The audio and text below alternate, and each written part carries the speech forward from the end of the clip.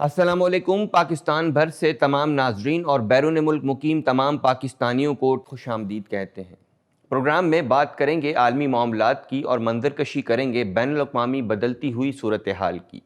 जैसा कि आज दुनिया भर की निगाहें अमरीकी सदारती इंतखाबात पर मरकूज़ हैं। कौन होगा वाइट हाउस का नया मेहमान, इसके लिए वोटों की गिनती का अमल जारी है। ताहम एक तरफ अमरीकी सदर डोनाल्ड ट्रंप ने इंतखाबात पर इल्ज़ामात आयद कर दिए हैं, जिसके बाद अमरीका में हंगामों और तशद्दुद के वाक़यात का खदशा भी पैदा हो गया है और खाना जंगी का ख़तरा भी मंडला रहा है, क्योंकि 7 करोड़ से ज़ाहिद अमरीकी शहरी डोनाल्ड ट्रंप के हामी हैं। अब इन तमाम तर हालात और सूरत हाल पर कैसे काबू पाया जा सकेगा, ये तो आने वाला वक्त ही साबित करेगा। ये अमर भी गौरतलब है कि नया अमरीकी सदर पाकिस्तान के लिए कैसा रहेगा। बहरहाल सदर कोई भी मुंतखब हो, वो अपनी रियासती पॉलिसी के मातहत ही होगा, क्योंकि अमरीकी तारीख रही है कि वहाँ के सदूर पॉलिसी के तहत ही चलते हैं। हम चूँकि पाकिस्तानी हैं, मज़बत सोच रखते हैं और खैर की तवक्को भी करते हैं। होना क्या है ये तो आने वाला वक्त ही बताएगा। पाकिस्तान के पॉलिसी साज़ों पर मुनहसर है कि वो अब अमरीकी इंतखाबात के बाद अमरीका से ताल्लुकात किस बुनियाद पर इस्तवार करता है।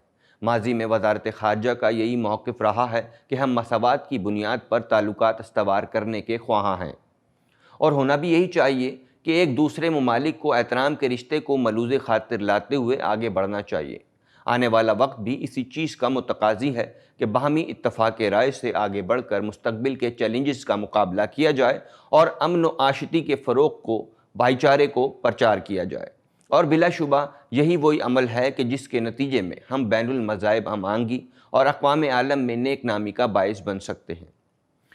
इधर पाकिस्तान की अगर बात करें तो यहाँ मौजूदा हुकूमत के लिए भी बहुत से मसाइल खड़े हैं, जिनमें सर फहरिस्त अपोजिशन की जानिब से एहतजाजी मुजाहरों का सिलसिला जारी है। इस हकीकत से भी इनकार नहीं किया जा सकता है कि मौजूदा हुकूमत महंगाई पर काबू पाने में बुरी तरह नाकाम हो चुकी है, और ख़याल है कि अवाम की हमदर्दी महज इसी बुनियाद पर अपोजिशन को हासिल हो रही है। लेकिन अपोजिशन ने अवामी इशूज़ को जवाज़ ना बनाया और जमाती मसाइल के हल पर गामदन हुई तो ऐन मुमकिन है कि अपोजिशन की इस तहरीक को अवामी पजीराई ना मिल सके, और हुकूमत जहाँ बेशतर महाजों पर नबर्द आज़मा है, लेकिन महंगाई के अफरियत को भी बोतल में बंद करने पर तवज्जो दे तो ज़्यादा बेहतर होगा। जबकि दूसरी तरफ मुत्तहिदा कौमी मूवमेंट पाकिस्तान की मौजूदा क़यादत पर संगीन तरीन इल्ज़ामात आयद किए गए हैं, जिनके जवाबात हनूज़ बाकी हैं। इस हवाले से हमने जानने की कोशिश की है और इस प्रोग्राम में मदऊ किया है मुत्तहिदा कौमी मूवमेंट पाकिस्तान की राब्ता कमेटी के साबिक डिप्टी कन्वीनर सैयद शाहिद पाशा साहब को। उनसे बात करेंगे और जानेंगे मुत्तहिदा कौमी मूवमेंट में कौन सी खिचड़ी पक रही है। मुत्तहिदा कौमी मूवमेंट पाकिस्तान से आपकी 35 साला सियासी वाबस्तगी रही, आपने क्या खोया क्या पाया? मैं बेसिक बुनियादी वर्कर हूँ एमक्यूएम का। नॉर्मली 1986 से मैं वर्किंग कर रहा हूँ, और मैं एमक्यूएम का जो बेसिक स्ट्रक्चर होता है उनके तमाम ओहदों पर या जिम्मेदारियों पर मैं फाइज रहा हूँ। और 1984 में एमक्यूएम बनी और मैं 1986 से एमक्यूएम का हिस्सा हूँ, तो ऑलमोस्ट 34 इयर्स मेरे 31 अक्टूबर को कंप्लीट हुए, और अब मेरा ये 35th ईयर है एमक्यूएम में। पाया तो हमने बदनामी और खोया हमने नेक नामी।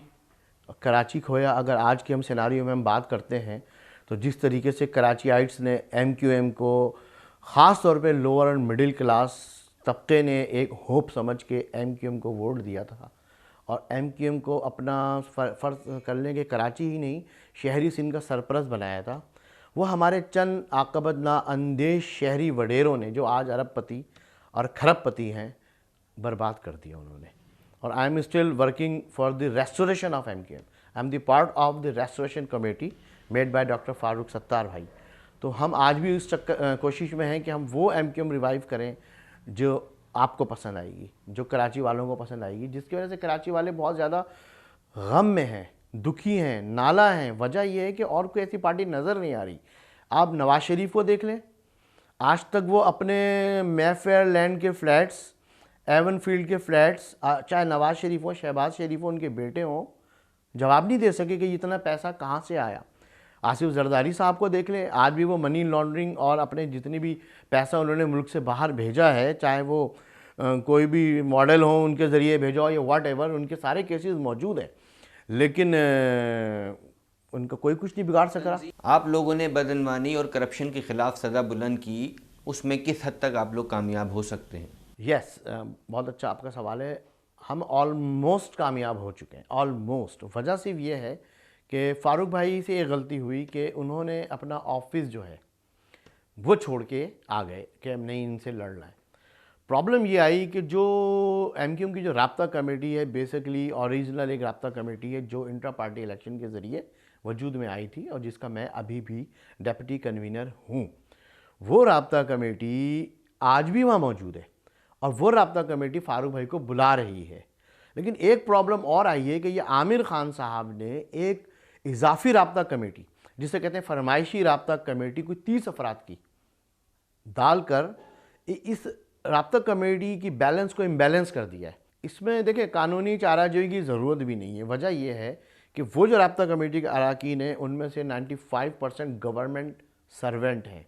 वो तो part of the any political party हो ही नहीं सकते, तो उनकी हमें कोई ज़रूरत नहीं है। ज़रूरत है कन्वीनर साहब की, कि जो कन्वीनर साहब वहाँ पर मौजूद हैं उनको भी ये बात पता है कि वो जो आमिर खान इस वक्त मूंग दल रहे हैं राब्ता कमेटी पर और कराची के मैंडेट के ऊपर, वो आमिर खान की जो जान है वो उस राब्ता कमेटी में है जो उन्होंने बनाई हुई है और वो तमाम फैसलों पर वो ओवर रूल करती है। जबकि आइन के मुताबिक वो राब्ता कमेटी ना वोट दे सकती है, ना मीटिंग्स में बैठ सकती है।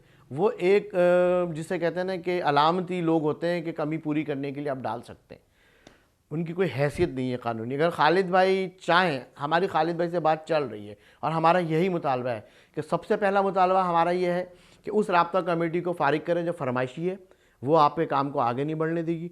नंबर 2, हम इस मुतालबे से दस्तबरदार हो सकते हैं कि आप तमाम लोग जो हैं वो करप्शन का हिसाब दें, बल्कि इसके बजाय हम ये मुतालबा रख रहे हैं कि वो तमाम लोग जो मेयर समेत डिस्ट्रिक्ट मेयर रहे हैं और जिन्होंने कराची का पैसा खाया है, अगर उनको नैब, एंटी करप्शन, FIA उन पर हाथ डालती है, उनको गिरफ्तार करती है, उन पर केसेस बनते हैं, तो MQM उनके केसेस में कोई असिस्ट नहीं करेगी, सपोर्ट नहीं करेगी, बल्कि उनको सस्पेंड करेगी टिल के वो अपने केसेस से बरी होकर नहीं आ जाते। और अगर वो कन्विक्ट हो जाते हैं तो फिर वो हमारी पार्टी का हिस्सा नहीं होंगे। ये एक हमने सिस्टम में अपनी चीज़ें रखी हैं, इंशाल्लाह हो जाएगा ये। MQM की साल 2018 के इंतखाबात में 25 नशिस्तें थी, 4 रह गई, इसकी क्या वजह बनी? देखिए वकार साहब, मेरा समा TV पे इंटरव्यू मौजूद है 26 जून का, मैं पास क्लिप भी आप कहेंगे तो मैं आपको भेज दूंगा। वहाँ यही सवाल किया गया था कि अब इलेक्शन में क्या होने जा रहा है, और मैंने कैटेगोरिकली उनसे कहा था कि कराची में अगर यही सिचुएशन रही और MQM ने डिवाइड होकर इसी तरीके से इलेक्शन लड़ा और उन लोगों को टिकट दिया दोबारा जो कि करप्ट MNAs MPAs रहे हैं, जिनकी रेपुटेशन अच्छी नहीं है, जिन्होंने कराची की आवाम के लिए कुछ भी नहीं किया है, तो लोग MQM को वोट नहीं देंगे। तो उन्होंने फिर भी इंसिस्ट किया कि फिर भी कितनी सीटें आप निकाल सकें इसी कंडीशन में। मैंने कहा वर्स देन वर्स कंडीशन में हम 4 सीटें निकालेंगे कराची से। उन्होंने कहा 4 सीटें, आपकी तो 17 सीटें हैं। मैंने कहा यस, आप नोट कर लें, 4 सीटें निकलेंगी MQM की। और आपने 1 महीने बाद जब 25 जुलाई को इलेक्शन हुए हैं, आपने देखा जैसे कि आप खुद कह रहे हैं कि कराची से MQM की 4 सीटें ही मिली हैं। ये चूँकि मैं खुद इलेक्शन वर्कर भी हूँ, मेरी MQM में जो एक्सपर्टीज़ है वो यही है। पूरा इलेक्शन हम करवाते रहे। मैं गुलिस्तान जौहर का सेक्टर इंचार्ज रहा हूँ 2008 में, मैंने गुलबर्ग टाउन की कैंपेन 2005 में चलाई, मैं फेडरल बेरिया का सेक्टर इंचार्ज रहा हूँ, और मैंने जितने इलेक्शंस अपने एरिया में कराए हैं मैंने 100% विक्ट्री ली है वहाँ पे।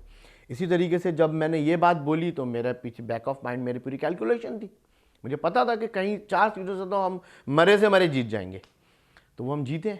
कराची को कचराची में तब्दील करने का जिम्मेदार आप किसको तस्वुर करते हैं? मौजूदा राब्ता कमेटी के 8 लोग, जिसे मैं कहता हूँ 8 का टोला, और जिनके मास्टरमाइंड जो लैंड कर चुके हैं 2 दिन पहले पाकिस्तान में और आज कराची भी आ गए हैं, वो हैं हैदराबाद रिजवी।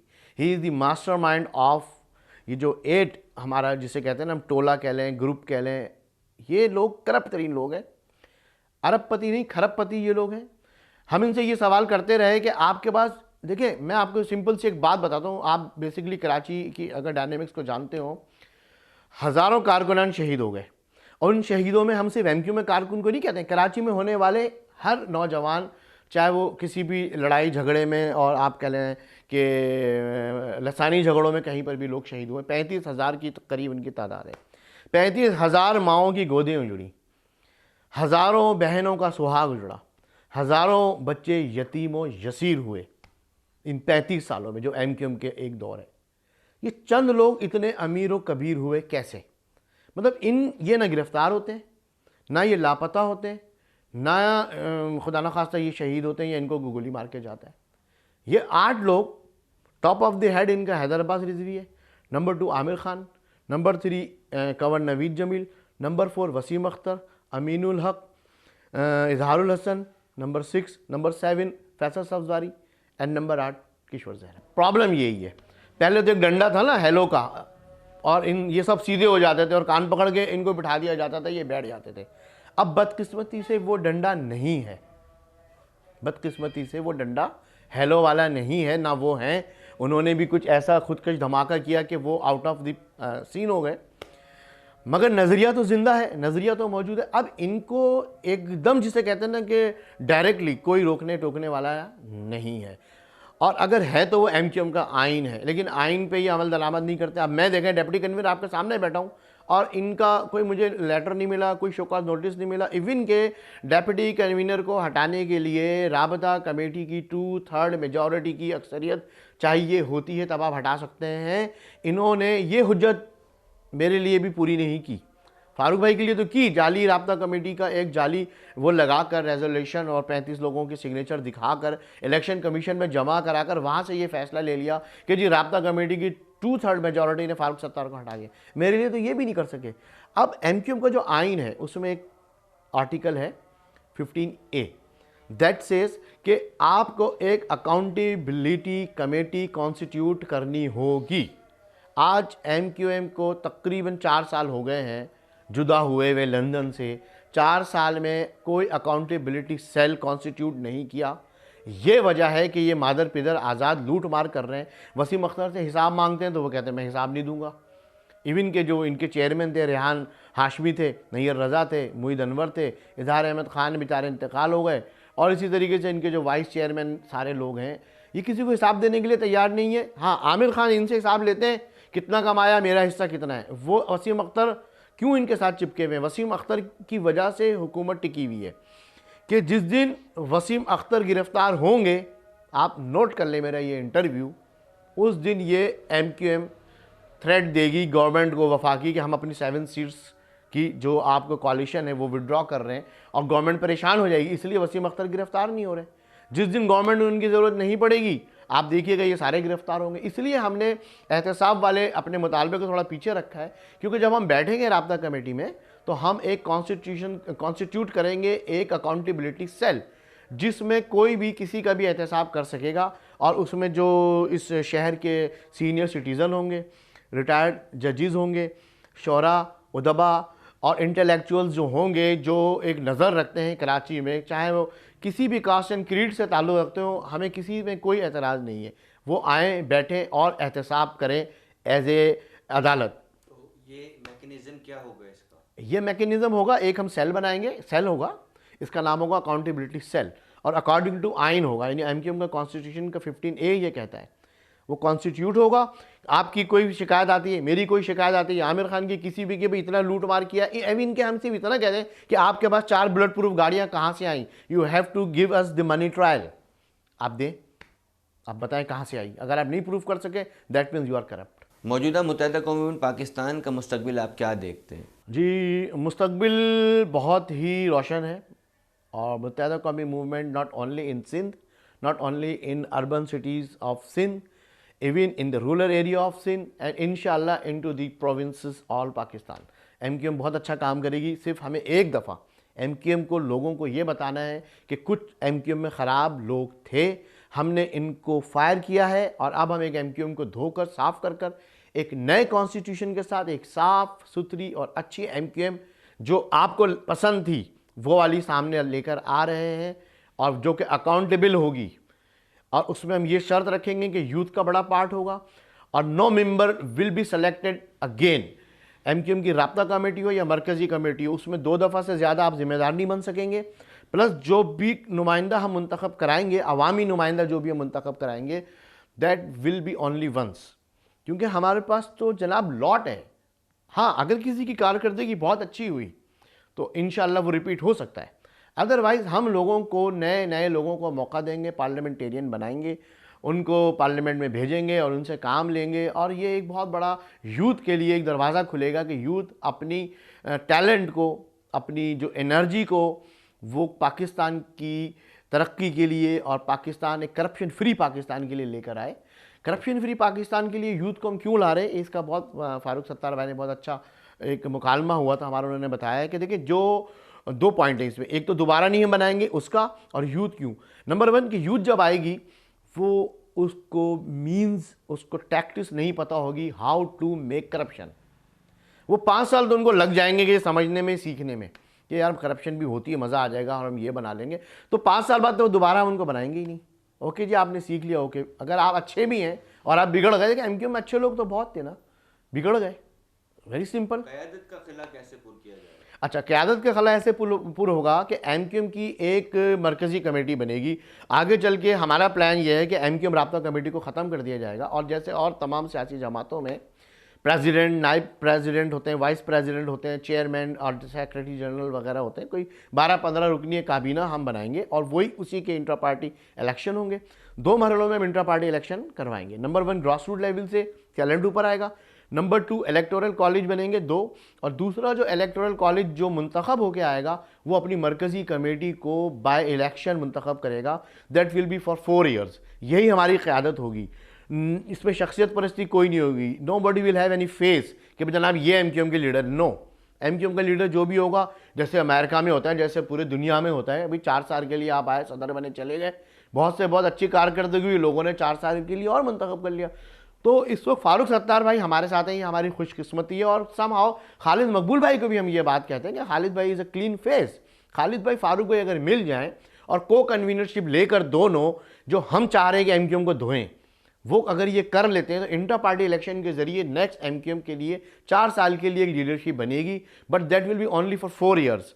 कोई मुस्तकिल लीडर नहीं होगा, कोई रहनुमा नहीं होगा, कोई कायदे तहरीक अब नहीं होगा एमक्यूएम में।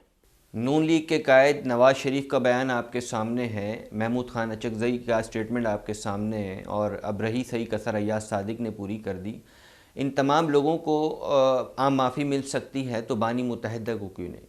ये तो उन लोगों को सोचना चाहिए जिन्होंने ये इक़दामात किए हैं। आपने महाजिरों का जो एहसास महरूमी था उसको एहसास बेगानगी में तब्दील करने के लिए कोई कसर उठा के नहीं रखी।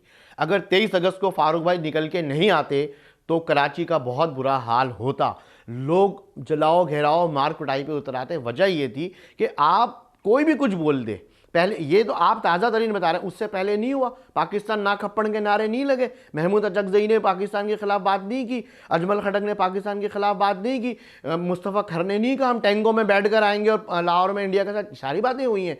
तो मतलब आप उर्दू बोलने वालों के लिए, महाजिरों के लिए, कराची के लिए तो फ़ौरन एक्शन करते हैं, पाबंदी लगा देते हैं, 90 को आप बंद कर देते हैं, गद्दारी का सर्टिफिकेट दे देते हैं। इससे कतई नज़र कि वो नारा जो लगा था क्या था, हमने उसको डिसऑन किया। लेकिन आपने अभी तक रायवंड और नून लीग के दफातर क्यों नहीं बंद किए? ये मेरा सवाल है उन इदारों से जो ये करते हैं। आपने अभी तक महमूद अचकज़ई को क्यों नहीं गिरफ्तार किया? अवैस नूरानी को क्यों नहीं गिरफ्तार किया? अयाज सादिक को क्यों नहीं गिरफ्तार किया आपने? आप क्या कर रहे हैं? मतलब आप लोगों को बता रहे हैं कि we are not the son of the soils, हम फर्जंदे ज़मीन नहीं है, तो हम इस सुलूक के हम मुस्तहिक हैं। या तो देखें सबको माफ़ी दें, सबको माफ़ी दें और एक चांस दें, या फिर इनको भी गिरफ्तार करके सबको डालें जेलों में जिन्होंने पाकिस्तान के खिलाफ बात की है। That is my point. Muhajir कौम के मफादात की खातिर तमाम धड़े मुत्तहिद हो सकते हैं, मुमकिन है? यस यस, हमने बनाया हुआ है फार्मूला, और हम हमारी कोशिश ये है, पहले हम चाह रहे थे ORC के प्लेटफॉर्म से ये काम करें, लेकिन अब इंशाल्लाह हम बहुत करीब पहुंच गए कि MQM को हम एक कर लें पहले। तो देखिए अभी एक नई जमात बनी है, मैं खुद भी एक यूट्यूब चैनल चलाता हूँ, नक्कार खुदा के नाम से एक मेरा प्रोग्राम होता है, हफ्ते में 2 दिन में करता हूँ, इन्हीं बातों पे करता हूँ। तो शमून अबरार साहब जो MQM के बुनियादी मेंबर थे, जो कि बानिया ने MQM कहलाते थे, वो बात बहुत शुरू में ही अलग हो गए थे, उन्होंने एक अभी पार्टी बनाई है फर्जंदे ज़मीन के नाम से, ठीक है। मैं उनका एक इंटरव्यू करूँगा। वजह मेरी यही थी, दिमाग में बात यही थी। देखिए आफाक अहमद एक पार्टी चला रहे, मुस्तफ़ा कमाल एक पार्टी चला रहे हैं, डॉक्टर सलीम हैदर एक पार्टी चला रहे हैं, इकबाल हुसैन साहब एक हैं, आप जानते होंगे इकबाल हुसैन काजमी साहब, वो एक पार्टी चला रहे हैं। नहीं, माजी राब्ता कौंसिल तो अलग है, वो तो AQ बंधानी साहब हैं, उनकी है।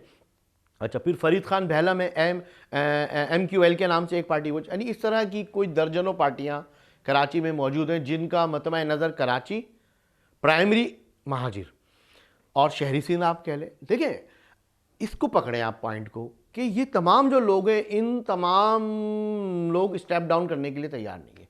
हर आदमी चाहता है कि मेरी एक 1.5 ईंट की मस्जिद हो, उस 1.5 ईंट की मस्जिद का मैं लीडर हूँ, सरबराह हूँ। मैं तमाम सीनियर लोग हैं, इनकी रिस्पेक्ट करता हूँ, लेकिन जो ऑप्टिक्स में मुझे नज़र आ रहा है वो अच्छा नहीं है। मुझे पसंद नहीं है ये बात कि अगर आपको महाजिरों के लिए काम करना है, चले महाजिरों को भाड़ में डालें, कराची के लिए काम करना है, चले कराची को भाड़ में डालें, शहरी सिंध के लिए काम करना है। कुछ तो आपका पॉइंट ऑफ व्यू होगा ना जो आप करना चाह रहे हैं मेरे भाई।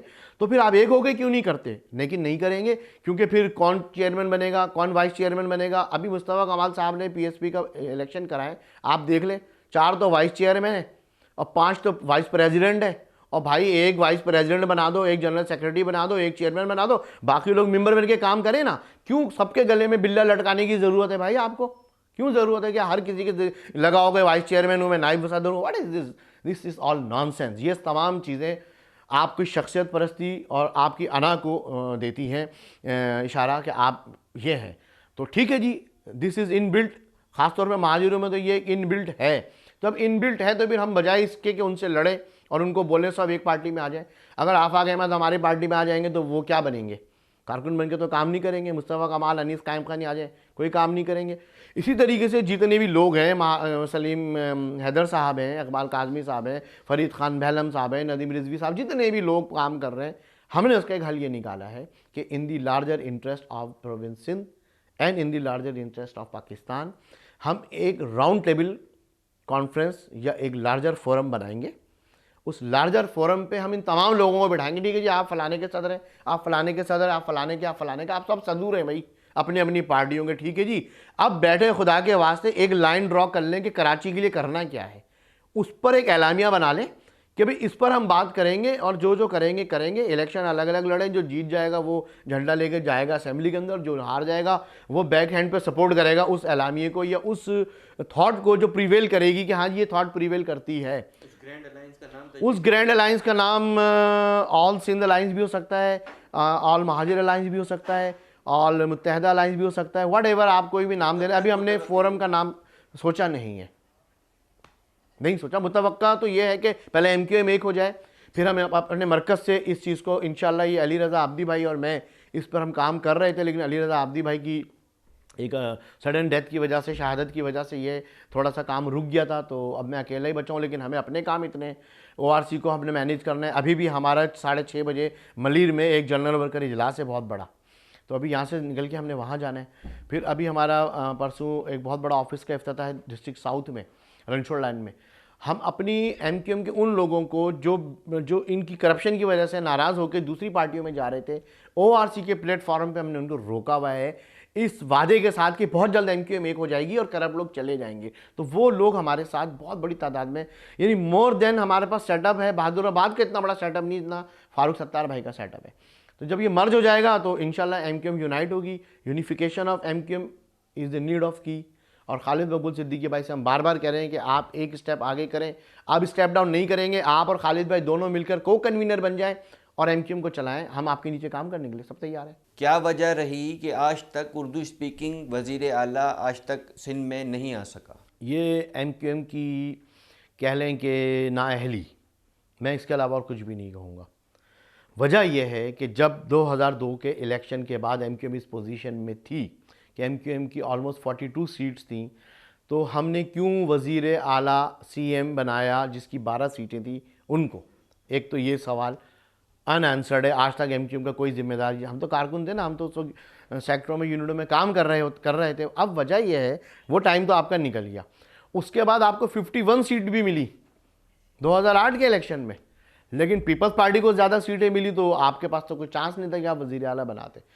अच्छा, इसमें प्रॉब्लम ये आती है कि देखिए, कहने को तो सब कहते हैं कि आप महाजिर नहीं हैं, आप पाकिस्तानी हैं, लेकिन जब वज़ीर आला बनने की बात आती है तो आप कहते हैं आप महाजिर हैं जी, महाजिर सिंध का वज़ीर आला नहीं हो सकता। These all talking about nonsense। ये जो बातें करते हैं ना लोग, ये सब इनको लोगों को सोचना चाहिए।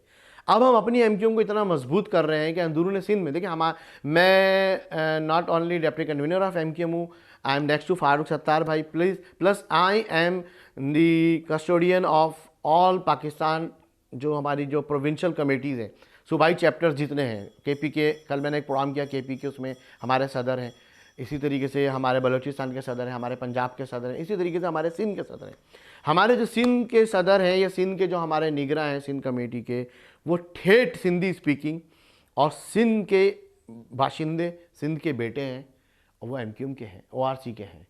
और 2 जॉइंट हमने बनाए, एक हमारे जो इंचार्ज है वो हाफ मतलब हैदराबाद में रहते हैं, half Sindhi half speaking Urdu speaking है, समझ लें आप उनको, और 2 हमारे ठेठ हमने उनके साथ ज्वाइंट रखे हैं, जो कि कंबर शहदाद कोट से एक है और एक ठट्टा से। मतलब हमने कॉम्पोजिशन ऐसी रखी कि जब हमारे ये साथी इलाकों में उतरेंगे, अपने सिंधी भाइयों से बात करेंगे, तो बताएंगे कि पीपल्स पार्टी ने कराची में तो कुछ नहीं किया। अरे खुदा के वास्ते तुम लाड़काना में तो कर लेते यार, दादू में तो कर लेते, बदीन में तो कर लेते, खैरपुर ठट्टा यार कहीं तो कर लेते, तुम कुछ भी नहीं किया, पीपल्स पार्टी ने कहीं भी कुछ नहीं किया। कल आपने ब्लूमबर्ग की रिपोर्ट देखी होगी जो पूरे मीडिया पे चल रही है, उन्होंने तो 100 ममालिक का सर्वे किया जिसमें कराची का नंबर 97 है, यानी कराची को एक यतीम शहर करार दिया गया है। और कराची पाकिस्तान को 3000 अरब रुपए सालाना यहाँ से टैक्स कलेक्ट करके देता है जो वफाक को जाता है। कराची की सिर्फ एक मार्केट लालू खेत जितना फंड देती है वफाक को, जो टैक्स देती है, पूरा लाहौर भी मिलके नहीं देता। और लाहौर में चल रही है क्या, electric train, orange line, PRT Peshawar में, मेट्रो सर्विस आपके रावलपिंडी में, और यहाँ पर एक ग्रीन लाइन सर्विस 6 साल हो गए आज तक कंप्लीट नहीं कर सके। और जब हमारा मेयर था, हमारा सिटी नाजिम था, हमारा गवर्नर था, परवेज मुशर्रफ का दौर था, जब हमने ये वर्किंग की थी कि कराची में इलेक्ट्रोमैग्नेटिक ट्रेन चलेगी सोहराबगोट से लेकर कराची पोर्ट ट्रस्ट तक, और सर्कुलर रेलवे बहाल होगा जिसमें जापान से बोगियाँ आएंगी कोचेज़। तो नवाज शरीफ साहब जो वजीर आला पंजाब थे, वो कहते थे कि अगर कराची में इतना कुछ होगा तो पंजाब में और दूसरे सूबों में एहसास महरूमी जागेगा। यार तुम लोग क्या बात करते हो, एहसास महरूमी, जहाँ से आप 72% टैक्स ले रहे हैं वहाँ आप ठेंगा दे रहे हैं, और जो 5% में टैक्स दिया था वहाँ आप इलेक्ट्रिक ट्रेन चला रहे हैं, वहाँ आप ऑरेंज लाइन बस सर्विसेज चला रहे हैं, वहाँ आप नॉट ओनली आप चला रहे हैं बल्कि आप वहाँ पर जो किराया है टिकट्स में सब्सिडी दे रहे हैं आवाम को। जिसका टिकट 100 रुपये होना चाहिए वो आप 15 और 25 रुपये में लोगों को प्रोवाइड कर रहे हैं air condition services. Why not in Karachi? इसलिए कि एक तो पीपल्स पार्टी हमारे लिए मुसीबत बनी हुई है कि इन 10 सालों में पीपल्स पार्टी 10 बसें कराची को नहीं दे सकी, सत्यानाश कर दिया कराची का पीपल्स पार्टी वालों ने, और आप मजीद कर रहे हैं। अभी तो आज मैं एक रिपोर्ट पढ़ रहा था, फेसबुक पे चल रही थी कि जो पार्क्स है ना हमारे, वहाँ भी ये टिकट लगा रहे हैं आम पब्लिक के लिए, पीपल्स पार्टी के जो एडमिनिस्ट्रेटर आए कि आपको शाम में चहलकदमी करने पार्क आना है तो 20 रुपये का टिकट दें। ये है, हम भुगत रहे हैं, ये खोया है हमने। बहुत बहुत शुक्रिया शाहिद पाशा साहब, आपने अपने कीमती लम्हात में से हमें वक्त दिया। नाजरीन, प्रोग्राम अपने अख्ताम को पहुँचता है और आइंदा के प्रोग्राम तक के लिए अपने मेज़बान वकार हुसैन को दीजिए इजाज़त। अल्लाह ने निगहबान।